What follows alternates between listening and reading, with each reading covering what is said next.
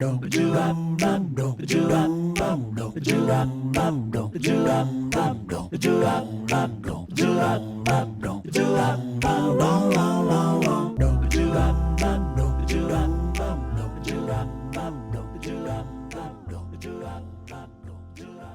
we talking about today, Amanda? Secret sauce. So, what is a secret sauce? We're going to share with you our secret sauce, but I feel like to set this episode up, to give it some context, I want to read a good old definition for you guys of what a secret sauce is. I love definitions because it's like a fact, you know? Yeah, you love facts. That's why you like documentaries. Yes, I'm a documentary freak. But yeah, I think definitions are appropriate a lot. So what is the definition of one's secret sauce? So the secret sauce definition is a special quality, special quality or feature regarded as the chief factor in the success of something or someone. So you read so fast. I talk so fast. It's a fast read. Should I redo that for you? You because lost you me. Can't. Okay, a special quality or feature regarded as the chief factor in the success of something or someone. Was that good enough for you? That was good. Okay. So we're going to be talking about our relationship qualities and features. Qualities, qualitative, factual, lative. So Lucas and I have been together for over 10 years. Well, almost 10 years at this point. Almost 10 years. That's a decade. I know. Did I get that right? That's more than 75% of our lives, right? Ooh. 15 years without each other. You pulled that one out. I don't know. 15 years without each other. No. Yeah. Right? 25, been together for almost 10 years. Yeah. None of us are good at math, but it sounds right. quick math, especially. So we're going to really go over what the secret sauces are to our, or what the secret sauce is to our relationship and marriage, considering we have been together for almost 10 years at this point. And again, with the secret sauce, I don't see it as just one quality or one feature. It's all of these different ingredients coming together to create a delicious, yummy, scrumptious sauce. Yummy. I think in a relationship as well, you know, there isn't just one secret sauce. There are a few, especially when it comes to two people doing life together. It's very involved. So yeah, I think this is a good example of, because obviously throughout the next episodes, we want to interview couples that we look up to, that we find to be successful. We want to understand what other couples' secret sauce is as well. So I think it's only appropriate to talk about, you know, our secret sauce, or what we think our secret sauce is. Can I interject? I was editing the YouTube video for episode 1. The amount of hand movement. The amount of times we're literally like, I talk a lot with my hands. We both I think do. especially when I'm talking into a microphone, because you feel like you need to like compensate because you need, it's like, I imagine us like voice actors for like Finding Dory or like kids movies, you know, where they're like acting and you have to really kind of overemphasize. Totally. Yeah. I just had to like throw that in. So if you guys I'm don't, like clenching my hands together right now. If you guys don't watch on YouTube, then like I can't even form a sentence without talking about my hands. If you guys aren't watching on YouTube, we do have a YouTube channel, and you can head over there to see us talk with our hands. You can see our faces. You can see what we look like. Okay, so I think we should just jump right in. Again, these are going to be the different ingredients, 5 different ingredients that Lucas and I really believe to be our secret sauce to the success in our marriage. Absolutely. Let's dive right into it. Okay. So what should we start with? I think number 1, which is something that's such a core value to me, and especially in like what I want to preach to other women and what I do on my social media and everything I do with coaching, is individuality. I think that's number 1. Yeah, I think we do a pretty good job at individuality. Individualism. Individuality. Do you have a definition for that? No, but the way that should I just like be wiki over here? Slacking on the definitions, bro. I think that for me, I've always been such a like I came out of the womb and started journaling at like such a young age. And I think one of the first journal prompts that I wrote was like how we're all individuals and we're all the same, but we're all different, and how like self-growth was just such a big part of who I am.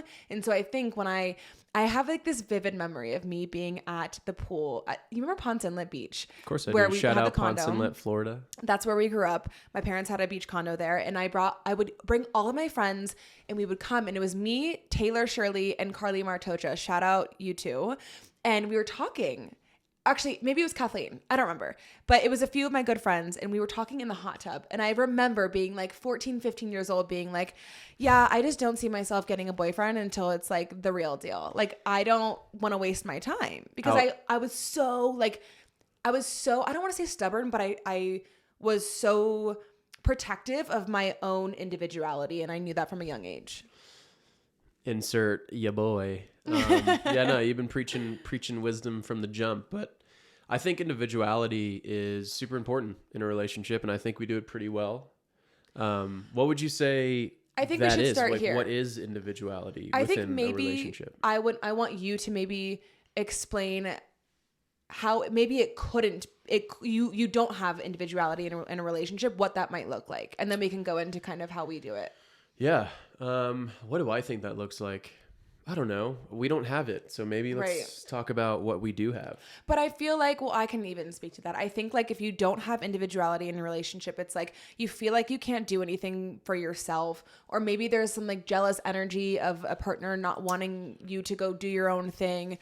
Or maybe there's fear around doing your own thing. Or maybe you have like a kind of a loss of identity in like your relationship or in motherhood or in your job or whatever it is. And you feel like you can't do your own thing. But again, like there's no judgment for that, because I feel like that happened to me in our first relationship. Was like my individuality quickly kind of slipped. And then I think when we got back together, it was something that I really was cognizant about, was like, I'm not allowing myself to be just like consumed by my relationship, you know? Yeah, I think the jealousy factors can get pretty toxic as well. But I think, long story short, individuality in a couple is just respecting each other's own being and life as well. You know, it's like you have a couple A who doesn't have individuality, who relies on the other person for absolutely everything, for their feelings, how they're feeling that day, what they're doing that day. Just a couple that's totally encompassed around each other. When I think what we do well is, you and I have our own careers, we have our own separate agendas, we let each other do, our own life a lot, which then in that space that we're not together brings connection, brings like, what did you do today that I didn't do as well?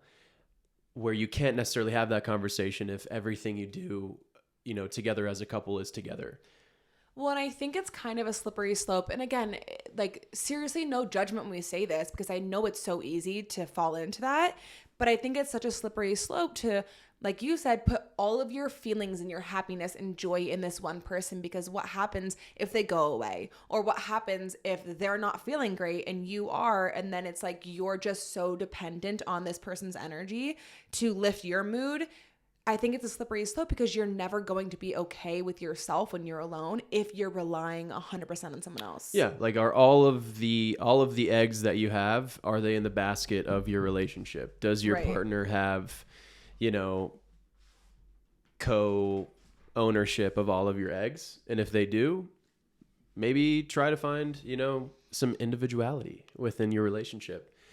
And I think between us, it's just something that we've naturally, I think you and I are both kind of go-getters in our own right, in our own kind of realm. So I think it always made sense for us to sort of live our own life and then talk about how we benefit each other in that same sort of puzzle.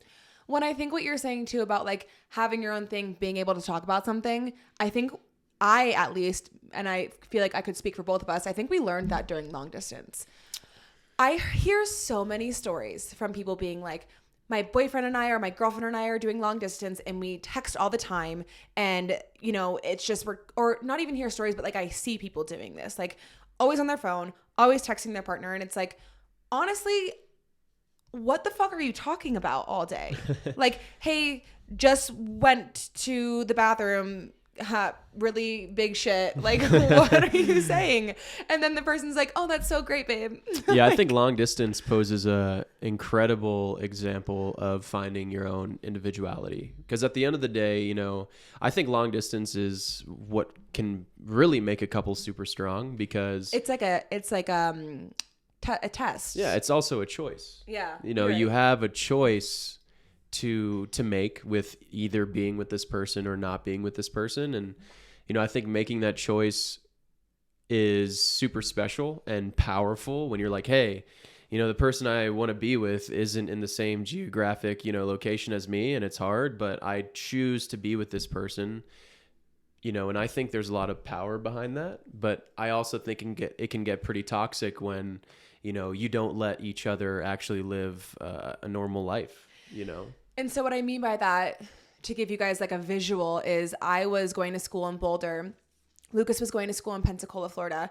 And we did that for like 2 years, right? Or maybe a year and a half, 2 years. Yeah, almost 2 years, where I think how we handled that, and a big key to our success with long distance, was having, you know, respecting each other's individuality. And what does that look like, right? It's not constantly talking on the phone. It's not constantly texting each other. It's not constantly asking for, you know, approval or what's the word I'm looking for? Validation? Not necessarily validation, but just permission. That's what it's not asking for permission to do everything. It's just kind of doing. And I think we went many days where we wouldn't talk to each other at all. And then just kind of a phone call before bed to recap the day. And that was a great conversation because we wanted to talk about our day and not like, hey, I've been texting you all day, like, good night. Like, no, it shouldn't be that way. And I think we found individuality through that sense, which created a really great and healthy relationship, in my opinion. I want to talk about how we prioritize our individuality now. But before I do that, I want to just touch on, for me specifically, I think a big impactful moment or learning lesson for me in our relationship with individuality was my freshman year. I went to SCAD, Savannah College of Art and Design. I didn't immerse myself in my school. I didn't really prioritize my own individuality. I drove to see you a lot. I drove to see you a lot. I think people might have been like, to see you, Boulder? Like, what? I drove to see Lucas a lot, and I just didn't immerse myself in my present reality in Savannah as much as I should have. And so I ended up being very unfulfilled and didn't like it, and I ended up transferring. And when I got to Boulder, I really was like, well, we were broken up, but that was an opportunity for me to be like, this is my reality. This is my time to focus on myself and what I like, what I don't like, what my passions are, what they're not, who I want to be around, who I don't want to be around. And I was able to do that. And I think that was a big turning point for me, was like seeing me without individuality and then being like, I don't want that. Yeah. And I think it's pretty normal for going from being together in high school to just thinking that, oh, we now should just transition into being together in college. And being a college freshman, I think it's scary sometimes to really immerse yourself in a new world, especially when you have this outstanding relationship that you were used to in high school, where I think that goes back to like that choice. You know, if you have any inkling of like, I wonder what it would be like if I wasn't with this person, you know, then it's best to just maybe break up for a little bit, you know, have an opportunity to be your own individual, you know? And I think you breaking up with me when transferring to Boulder, like you really had a realization that was the only way for us to work out in the future and for you to feel like you were your own fucking human being. The last thing I want to say about this is I feel like in order for long distance to work, and even for you to have a sense of individuality, even now in our relationship, you can't have jealous energy. You can't. And I think the best way to not have jealous energy is to be secure within yourself, is to know who you are, be confident in that, and understand you cannot control somebody else. You're making a choice to be with this person. They're making a choice to be with you or not. And if they fuck up, that says nothing about you. It's their choice. But when you're secure in yourself, you don't come into a relationship with jealous energy. So if you do have that, I would say in the most gently and loving way, turn the finger back on you. See where you maybe need to heal your triggers or your insecurities or your wounds to be able to show up in this relationship with confidence. Yeah, jealous energy is weird, you know. I mean, it's also normal. Right, but in the same world that when you're succeeding, you want your partner to be like your biggest cheerleader. Like you should be your partner's biggest cheerleader as well, you know. And when jealous energy gets involved, I don't know, maybe you're not as compatible with that person as you think. And then I want to talk about like how we do it in our relationship now, because obviously we have 2 kids and our lives are so busy. I think Lucas and I do a really good job at being each other's cheerleader. And also we know that we're young. We know that we're building our careers. We know that we kind of got thrown into parenthood without exploring ourselves fully as much as we wanted to. So I think whenever he has an opportunity to do something for himself, I'm like, yes, do it, please. Because I know that he's going to come back a more nourished, a more fulfilled person and show up better for me and our boys. Yeah, I think because we're so young and do have, you know, 2 children and are married, that's like the most important time to have some time of, you know, individuality. Yeah. And I think we're really good at encouraging that between the 2 of us, where, you know, if Amanda ever has an opportunity or if I ever have an opportunity, it's like no questions asked, go, do, try new things, you know. With me, like I was like, I kind of want to go to culinary school. She's like, go to culinary school, do that. And that really made me like appreciate that, having, you know, that person in my life. To not only is she my wife, is she the mother of my kids, but she also wants me to grow as an individual. And I think that brings a lot of love in a relationship. Yeah. So I think for you, it's like you're doing the culinary school thing. You often will go to the gym at night. You often try to like get out to the mountains or like have friends in town and go do that. For me, it's like, just give me 6 hours at a coffee shop to work and I'm good. Or like I'll hang out with a friend, go explore the mountains. I love, like, I got my nails done. What else do I do? I love doing events, like being in the community of Denver and just like doing events, like co-hosting events, just like being with people. I think that's my form of individuality, working out. But really, like, I think the biggest thing is we are each other's biggest cheerleaders. And we also know that throughout the week, like, he's going to have his time, I'm going to have my time. And we need that. Yeah. And I think we're both really good at letting each other know that, hey, we need some alone time. Well, we can tell too. Right. I think we're really good at, and I think this kind of goes into our next sort of ingredient to the secret sauce, but I think we're really good at just like communicating with each other. Yeah. That, hey, you know, I love you and this doesn't mean anything, you know, towards our relationship, but I need time to myself. Like you, hey, babe, I really need you to take the kids for today so I can go get some time, you know, at the coffee shop. And I know if I do that for you, you're going to repay that favor to me. And it just kind of like this ebb and flow of, don't be afraid to ask your significant other, or to even tell them that, hey, I need some time to myself and I need to do something on my own so I can show up better for you. Yeah, I mean, if there's ever a time where I feel like you don't love me and you're like this hangry big ogre monster, I know that it's because you haven't had your alone time. But going into our second ingredient is communication. Yeah. I mean, we could literally tap this on our foreheads, say this over and over and over and over.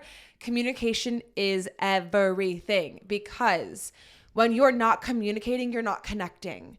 And I think whenever you're not communicating or connecting, there are suppressed emotions or suppressed thoughts that you are not getting out that are going to dictate your behavior. Mm-hmm. Your behavior.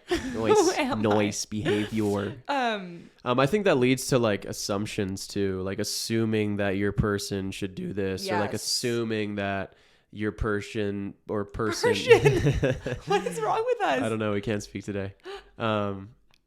I think with no communication leads to assumptions, which leads to like expectations. Yes. Which who the fuck ever meets like your expectation at the end of the day? Yep. You know, to where if you can communicate what you're expecting or what you would love to happen, it just gives your partner that much more ammunition to make you happy. Wait, you guys, this is coming from somebody who like expectations has run his entire world for his whole entire life. So maybe explain how you kind of came to that mindset.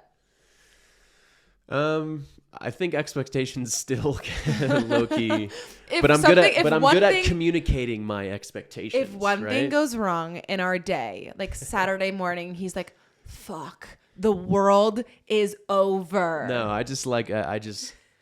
I like things to fall into the places and I just like when things fall. I need things to fall in to the places that I assume they will. You have a lot of Capricorn in your chart. It makes sense. Yeah, shout out zodiac signs. Yeah, I just think I've been good at communicating my expectations, which help Amanda kind of meet them with me. Yeah.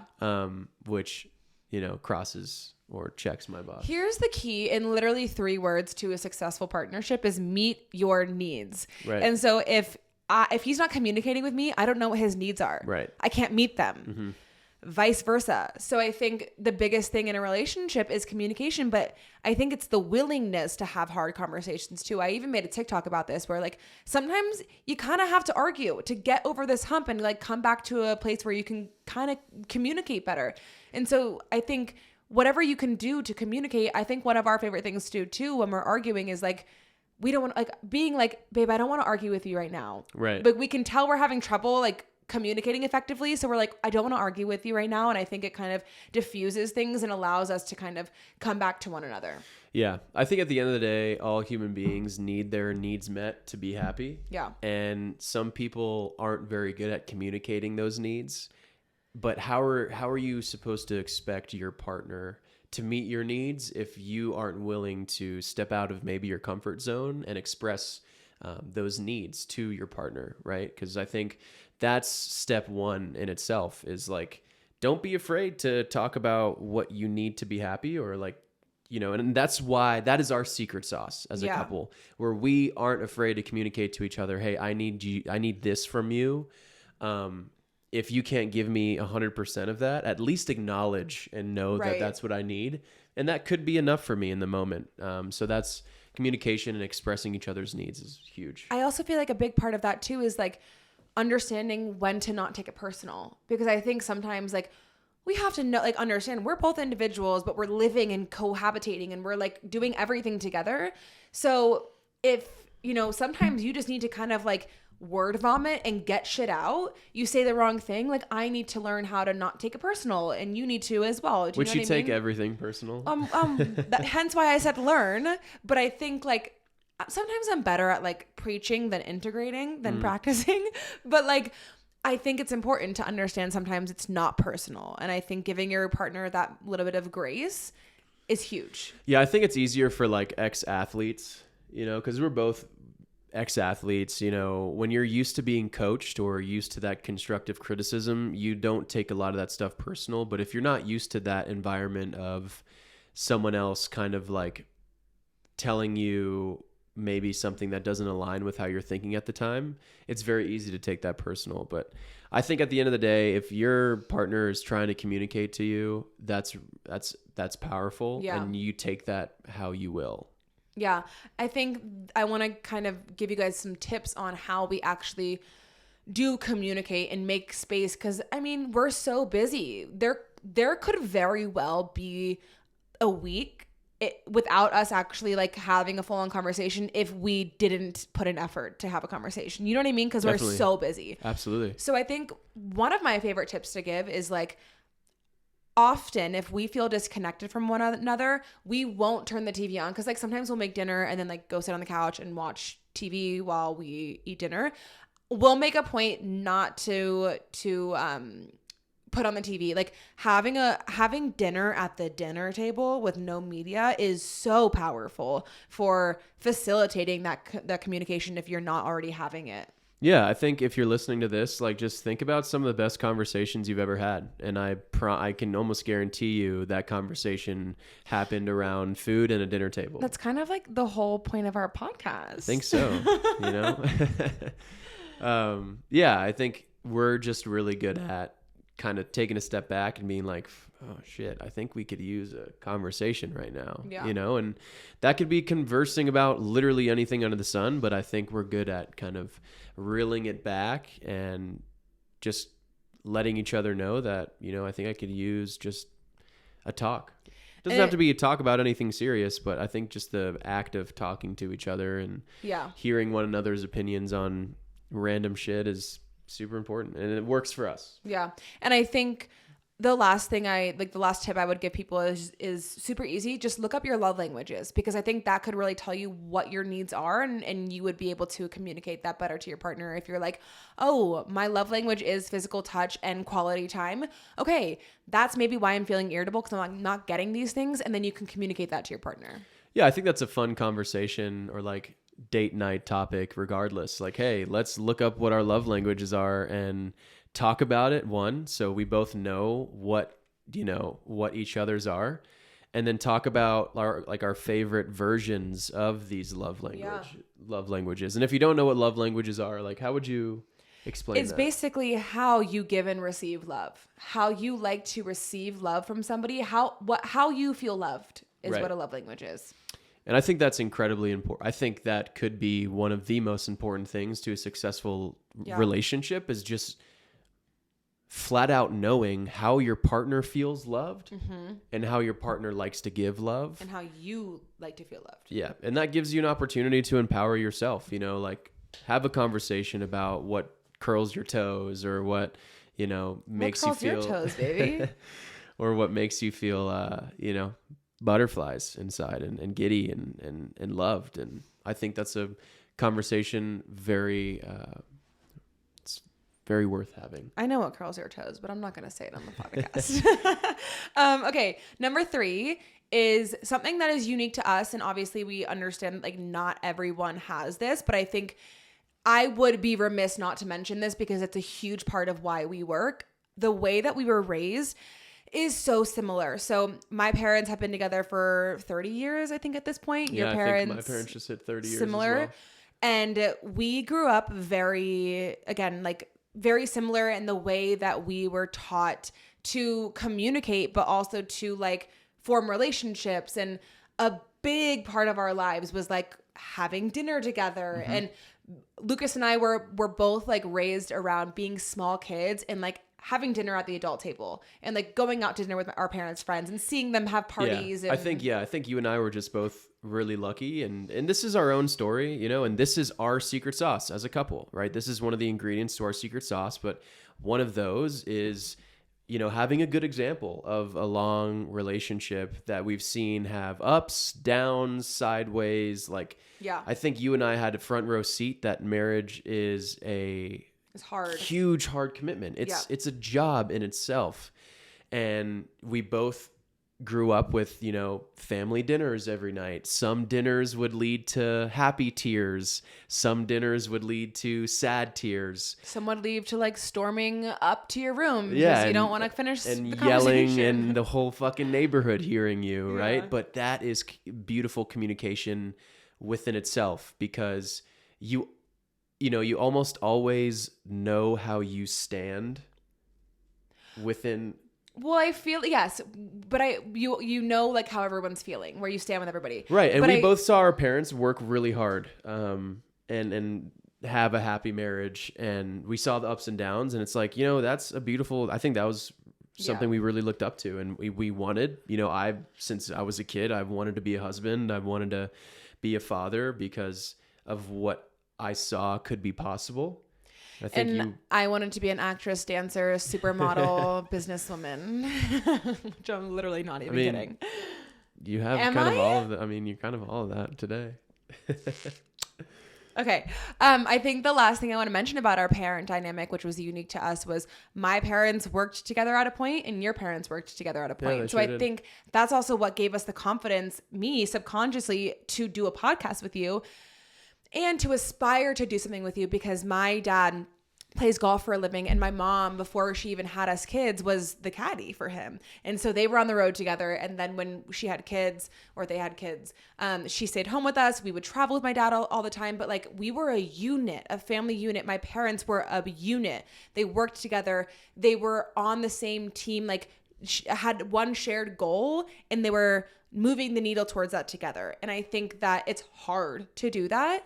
And that gave me a lot of confidence in like aspiration of like, oh, my parents, whenever my dad has a day off, my mom has a day off. Whenever like my dad's working, my mom's going to be there and we're all going to be there. And like, Right. I loved that. Yeah. And I grew up with my parents owning a restaurant together where my dad ran the back of house and was the executive chef, and my mom ran the front of house and was, the face of our restaurant. And just seeing them work together hand in hand was super inspiring. But I think, working together comes with its pros and its cons. They always say like, don't mix family and business. That could be a really beautiful thing, or it could be the exact opposite, or it could be a super healthy, in the middle, which I think you and I both had experience in. Well, and I also have to mention, and I promise this is the last time I'll bring up zodiac signs, but we both have a lot of Capricorn in our chart, which is really good for going into work together because they're very structured, very driven, very disciplined. And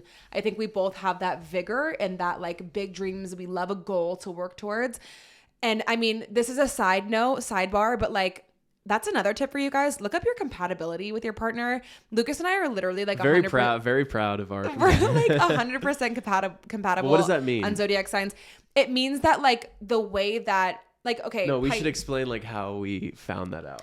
Oh, because I mean I think anyone could say like, oh, we're just so compatible. Yes. We use the app CoStar, which a lot of intuitives and just like people in the spirituality world or astrology world don't actually like that app. So you can look on a different, no, why they don't. Cause I don't know. I don't know why they don't, but they don't.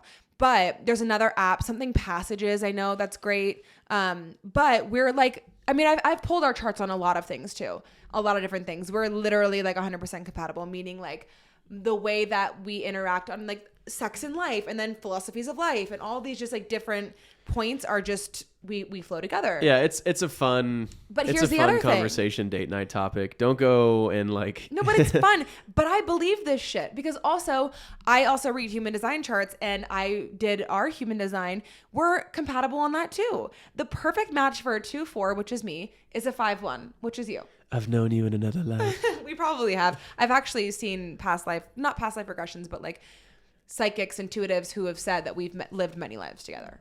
I wonder who I was in this life before. I know, right?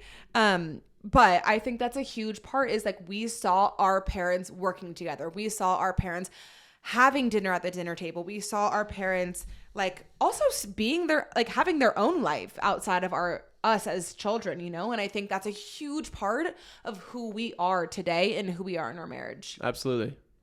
One of the ingredients to our secret sauce. Okay, so number 4 is growth mindset. And honestly, I'm just going to say it. If you don't have a growth mindset or your partner doesn't, I think that kind of sucks. I don't think it'll work. Unless you both have a very fixed mindset. Yeah. Then you're fine. Actually, no, because then you'll butt heads. Unless you're both kind of on like, I don't know. That one's tricky to... That one's tricky. If you want to improve, if you want to last a lifetime, you need to have a growth mindset because shit changes. Yeah. You change, your schedule changes, your body physically changes, your lifestyle changes, and you have to be willing to roll with those punches and have a growth mindset of like, we are individuals and we're going to grow. How can we still grow together? And how can I be open to your growth? How can you be open to mine? Yeah. And I think that stems from like, if you have a job and you've had the same job for 5 years and you're like, I don't want to move my job. I don't want to test my capabilities. I don't want to test my potential. I'm just going to stay here and I'm just going to figure it out because this is what I deserve. Like, that's not sexy. No. That's not attractive. I mean, to each his own, but no.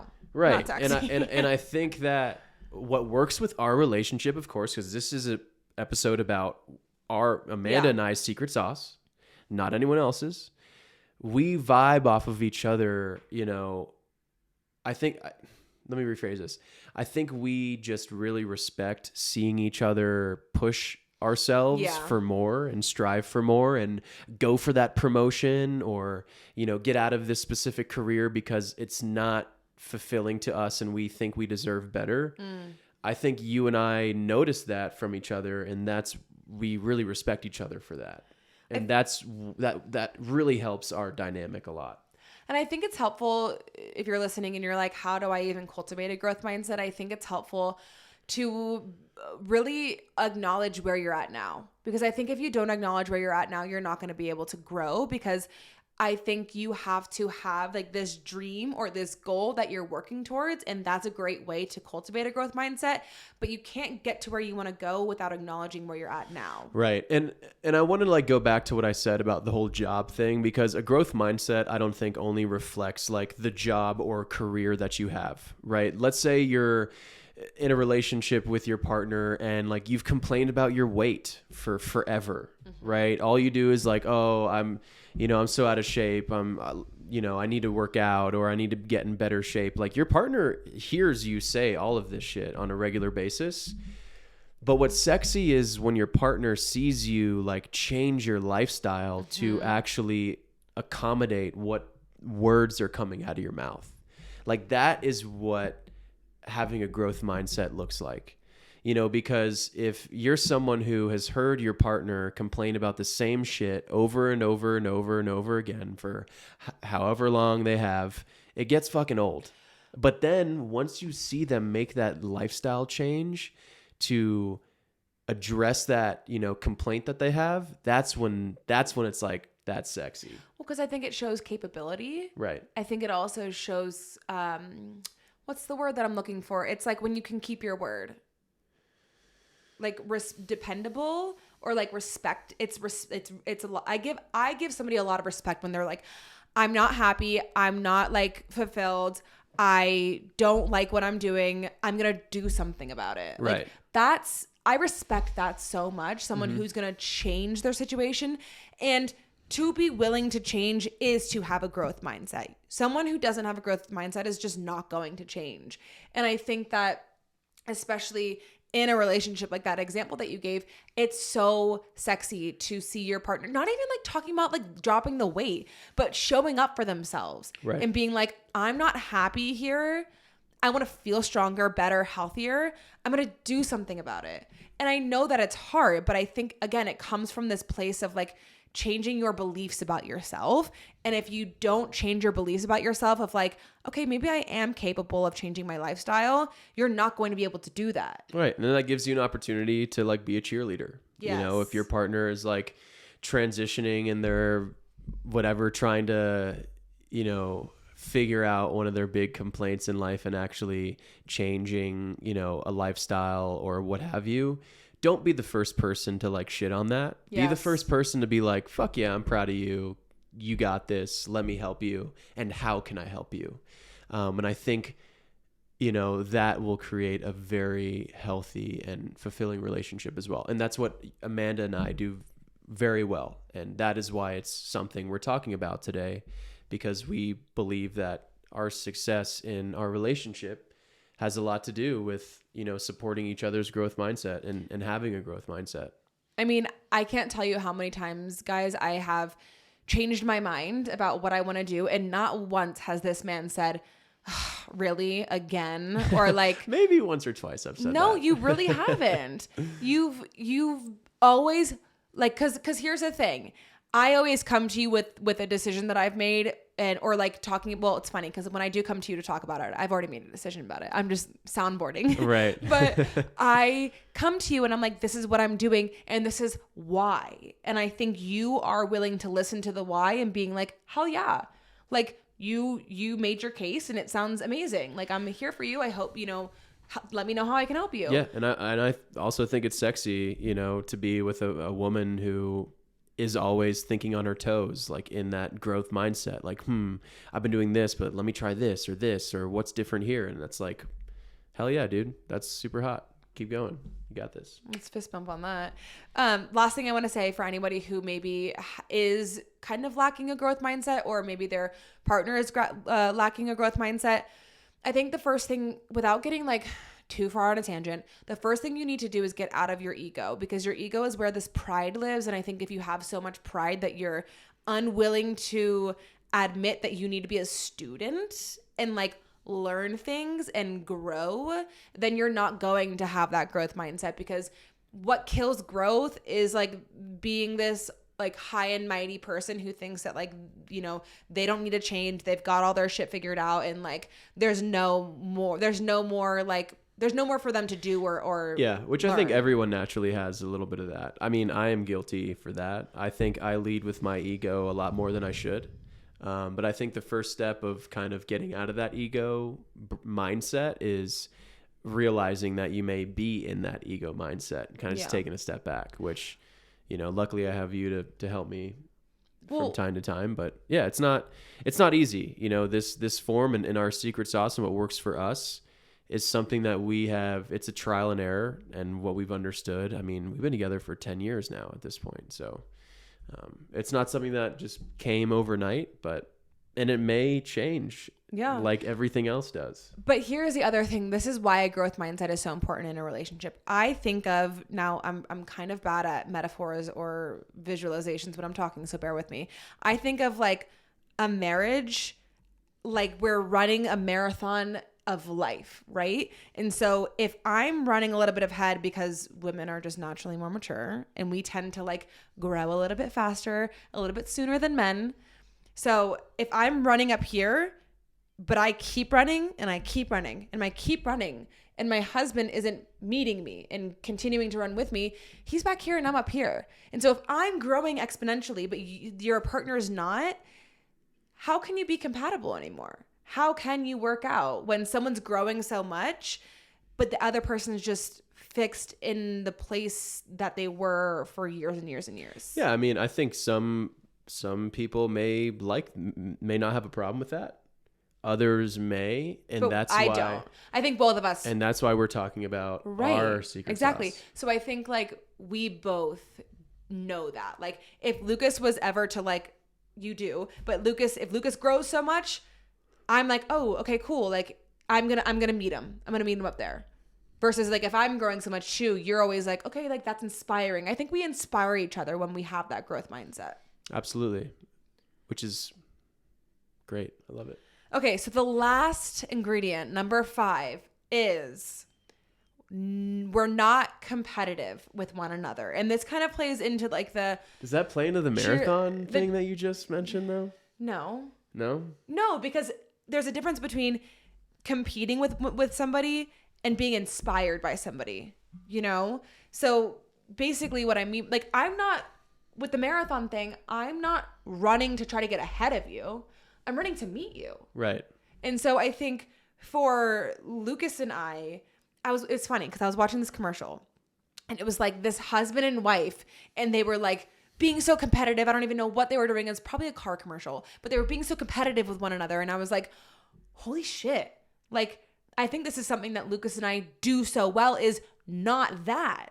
Like, we're not competing against one another being like, well, I did this, what did you do? Yeah, no, definitely not. I think that's super toxic. Yeah. And that leaves no room to be your partner's biggest cheerleader. Right. Because that's what creates a lot of success for us, is not having that competitive, vibe amongst each other.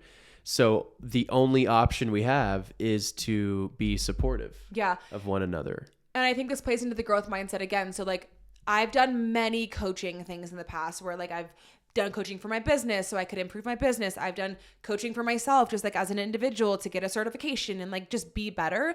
You're doing a coaching thing too. And I think the thing about it is like when you do those things or when I do those things, a win for you is a win for me. Right. We're not competitive. I'm not like, oh my gosh, well, like Lucas is doing all this growth work and like whatever. Like, what am I doing? Like, I should be better than him or I should be doing all these things. And like, that's not how we are. We're like, wow, I'm so happy for you. Like, I'm your biggest cheerleader. Like, so glad you're doing this. Also, I'm so inspired by you. Right. For sure. And I think, just that jealous energy and those jealous vibes. It could work out when you guys are like young and hot still, but as time goes on... Are we not young and hot? No, we are. But I'm saying like if we... Okay. You scared me there. No, the older you get, like, do we want to be in this marriage thing for life or not? Right. Right? It's like the older you get, it's kind of the only thing you may have is that support for each other. And if it's just consumed by jealousy, The only thing I am competitive in is cornhole.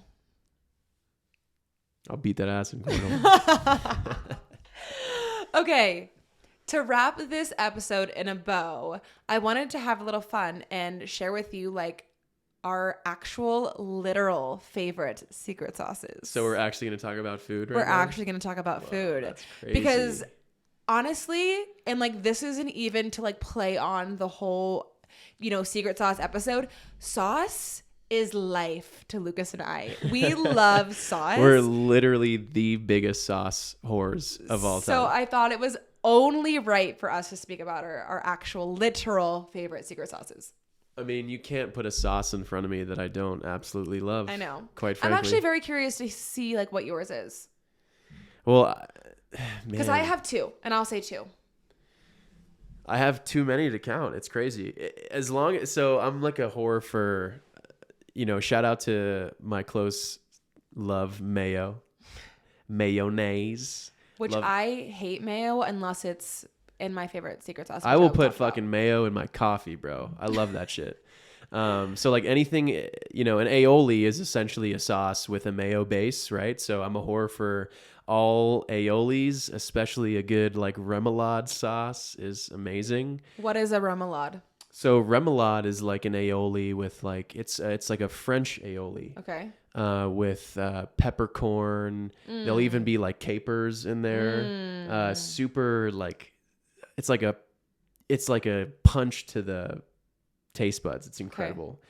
If you don't know what a remoulade sauce is, look that shit up. It's also very popular in like New Orleans because it's a very French inspired. Yeah. Like you eat remoulade sauce with like fried shrimp and shit. It's just outrageously delicious. And then another sauce I really like is like a chimichurri sauce. Oh, you do love a chimichurri. Love a chimichurri. Yeah. Especially on like red meat, a steak or something like that. And then shout out to the original special sauce. If you are a special sauce person that's listening right now, your typical 50-50 ketchup mayo split. That's South African. That's not South African. That is totally South African. Well, I don't know. If you were in the elementary school cafeteria drowning your fucking chicken nuggets and mashed potatoes in that special sauce, you're my best friend. Shout out to all the ketchup, mayo, special sauce mixers out there. I am on your team. I could have totally made that up, but I swear that's the South African thing. I do not think that's the case. Actually, I will say I went to South Africa 3 times for one of my dad's golf tournaments. Subtle flex. And no, but literally the ketchup over there is not ketchup. It's a disgrace. It is not ketchup. Are you looking up? Is it South African? Okay. Anyway, my favorite secret sauce is it? Babe, keep going. Okay. My favorite secret sauce is, well, you have to listen to me. If you guys can't tell, my love language is quality time. Listen with your eyes. I do say That's that. what my old football coach used to say. Listen with your eyes. I say that too. I need what you is to listen this? with your What is eyes. a ketchup and mayo mix called together? Not the time. Mayo ketchup, saucy sauce. Mayo is what Mayo chip. Is what Google says. But where did this John originate? We'll look it up and we'll figure it out one day. We'll figure it out. Anyway, my favorite secret sauces, I have 2. My favorite sauce is, okay, number 1, you're not going to be shocked by, is like, so we make salmon, and we don't make our salmon with just like plain old salt and pepper and fucking whatever the fuck. Which I hope else. people don't. You got to have some umami in that hoe. So we actually do like salt and pepper, but then we kind of glaze it with a sauce. My favorite is this honey mustard blend that we do. Really? What do you usually? Like that? Oh my gosh, it's my favorite. What do you usually put in it? Super simple. It's literally just olive oil, mustard. Yeah, it's like olive oil, Dijon mustard. Yeah. Or you get like straight up mustard seed, like a jar of mustard seed, and you mix it with fucking just honey. Say the ingredients, babe. So literally olive oil, mustard seed, honey, mix it together. Oh, maybe that's it? maybe throw a little vinegar in there. But that's what I thought we did too. Money. It's like a homemade honey mustard. Okay. That's one. And then the other one that you made, whenever we do artichoke. Oh yeah. What it's is like that aioli? It's like a garlic aioli. Whoa. It's literally mayo, fresh garlic. And pepper, right? Pepper and lemon juice. Yeah, that's it. And it does not. Don't forget the lemon juice. And the lemon juice. That makes it. But like, guys, you would not believe that it only has those ingredients. Amanda literally drinks that shit. I love it. And then the Yo, other shout one, out to me for making all these sauces for you. I'm not done with you. Hell yeah. The other one that I'm like obsessed with that you just made for the first time ever was that that garlic chive cream cheese. That's not a sauce. It can be a sauce. No, bro, it's not a sauce. Okay, well, it's a spread, whatever it is. So yes. Wait, I don't like cream cheese. That shit was next level. Yeah, she was bomb. I'll tell you the story behind that. So I am married. I'm married to like an organic, no inflammatory or oils, all that kind of shit. Miss Amanda over here. So we were having some friends over for breakfast, and I knew the friends that I was having over like really love a bagel with cream cheese. So I was like, I'm at the store. I'm like, oh, let me go see what cream cheeses they have. I'm going to, get like a chive cream cheese or like a green onion cream cheese or whatever the fuck. But every selection that they had, like the ingredients were shit. And I knew the first thing Amanda does when I get home from the store is like analyzes all the fucking ingredients that I get with everything that I buy. So I'm like, how do I get around this? And then I was just looking at like the flavors and shit. And I was like, oh, I can make this at home. Like, this is easy. So I just got normal, regular, organic, like grass-fed cream cheese, plain, original. I got some fresh green onion or chives, and then I got just a normal yellow onion. And what I did was I caramelized the yellow onion, chopped up the chives that were totally fresh, and mixed. So essentially what I did... He's getting excited. No. I cut up fresh garlic, threw that in the bowl with my cream cheese, cut up my green onion or my chives, threw that into the bowl with my cream cheese, and then I caramelized a bunch of yellow onion, threw that into the bowl as well, mixed it all together. It's like a homemade, caramelized onion and chive. Cream cheese, yes. Guys, it was so top notch. That was a lot. That took me a long time. But anyway, we are going to end the episode with this. Thank you guys so much for listening. I hope that you guys were able to take some of our tips away. Maybe, again, with this podcast, we want you to chew on what resonates, devour what resonates, eat that shit up, but literally spit out anything that doesn't fucking resonate with you. Yeah, and I know this episode had a lot to do with our, as a relation, like just kind of individual secret sauce and how our relationship works. But yeah, hopefully what you heard today maybe resonates with you, and you can use it in your own relationship. Who knows? And if it does help, or you resonate with some of the things that we said and it's part of your secret sauce as well, then let us know on our Instagram, which is What's the Recipe Pod, and then also our TikTok, What's the Recipe Pod. Anything else you want to add? Enjoy listening to our outro music, because that shit is catchy as fuck. And how are we ending this episode? Just ended it. Oh. I thought we were going to 86 episodes. Oh, yeah, this episode is 86.